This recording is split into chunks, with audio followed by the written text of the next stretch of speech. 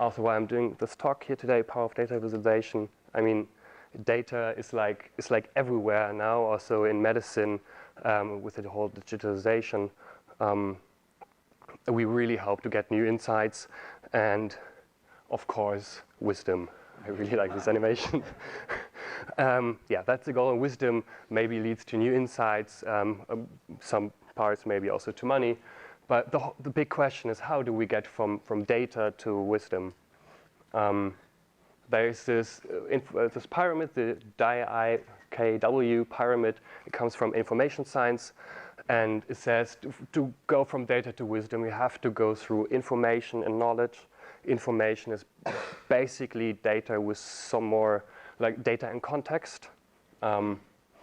And knowledge is if you can put that information to real some use, if you gain new insights through it. And wisdom is if you can still remember it the next day and also pass it on, act on it, and really make it something of your own. But I mean, still the question is how. I mean, information is quite easy, we can do that, but how do we get to knowledge? And yeah, that's a big question. Let's look at this data set here, for example. These are 4 different columns, X, Y. They have no meaning. I mean, we could say X is maybe time and Y is maybe speed of motion. And who can tell me something about these graphs? How are they different? Yeah, probably no one really can. Maybe some nerds here who see it. You could. Okay, let's do maybe some statistical analysis. Maybe we have like some different averages there. The funny thing about these 4 tables is they have all the same statistical numbers. So the mean of X is always 9. The mean of Y is always 7.5, and so on. So that actually tells us nothing, because it's all the same, but still somehow it must be different because the numbers are different. We see that. If we visualize that, that's actually like a famous Anscombe quartet, it's a statistician. He did that to prove this point, because if you visualize it, you see it quite obvious. There are like patterns. You can see a straight line and somebody who's out there, and so on. But to give you some more real-life examples, let's jump into England, 19th century. Industrialization is kicking in. Yeah, it's also quite dirty. They haven't really figured out the whole waste problems. People standing literally in their shit, and like especially in the poor areas, it's really bad. They have, bad problems. And of course, diseases start to spread. Cholera breaks out, especially in one district. It's how's it called? Broad Street. And people don't really know where it comes from. So they start looking around. They have a feeling it might come from the air, because also in the 16th century there was a plague, and they buried the people in the city in the ground. So they thought maybe the air is coming up from the plague. But that wasn't the point, or that wasn't the case.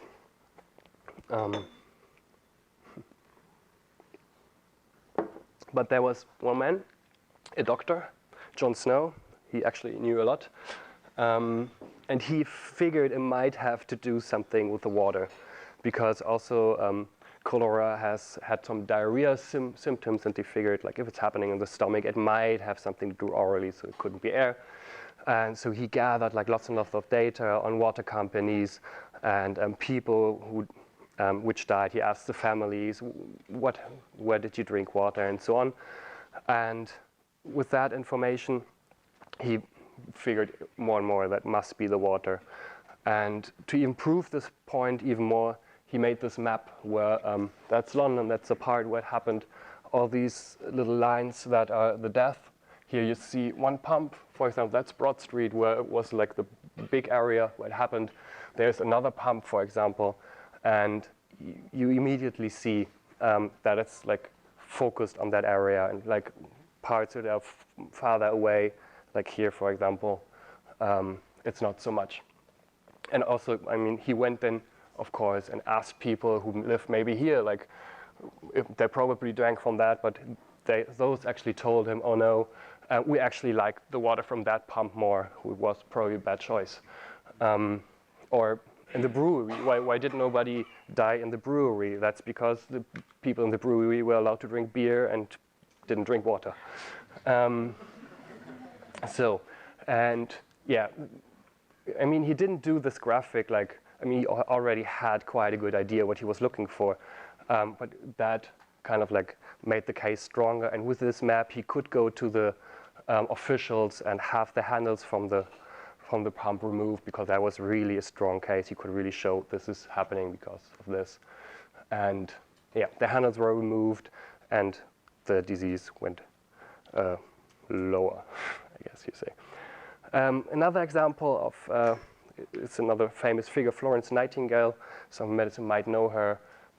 She came from like a wealthy family. With 17, she decided she wanted to devote her life to help other people, and actually, went to nursing.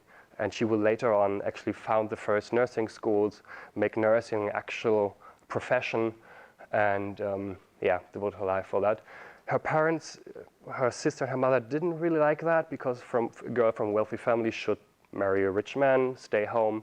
So they really didn't like when she went to the Crimean War and helped there in hospitals. And was actually, when she arrived there, it was a really, really bad situation. Like there also, it was really bad hygiene. Used towels everywhere. There wasn't no clean stuff. People weren't washing their hands, everything. And I think 10 and 1 died of diseases. And she said the very first requirement in a hospital is that it should do the sick no harm, and really try to do something about it, and install hygiene standards like hand washing, fresh towels, ventilation, and that lowered the deaths by 42% to 2% actually. And also, she was not only like a really good person, she also was a statistician. And to transport her messages, she drew those really nice diagrams. It's called like the Nightingale Rose, or it's like kind of like a pie chart. What you see here is here's 1 year, here's the next year, and every wedge is a month. And the blue parts symbolize the death of disease, the red of wounds, and the black is some other causes. And you see here in this line, there was a big sanitary commission coming in from Britain to this hospital, and installed a new ventilation system and really cleaned the whole thing up. And you see in this comparison really that this is a big help, and a lot less people died actually. And with this also, she could go to the authorities to maybe do the same kind of work in other hospitals as well. And I think when your picture is in church windows, you really made it.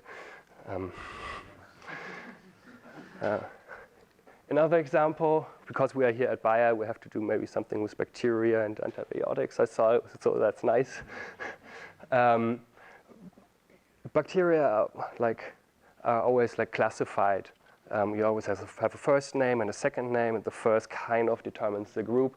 And in the mid of the 20th century, the antibiotics were introduced, so there was a new classification. And that drew lots of attention, and Will Burton made this diagram to show the different bacteria. Every wedge here is one bacteria, and here you see 3 different types of antibiotics: penicillin, neosimine, and streptomycin. And you see, the longer the bar is, actually, the more less resistant is a bacterium to that. The more it worked, the more fast it dies or doesn't grow further.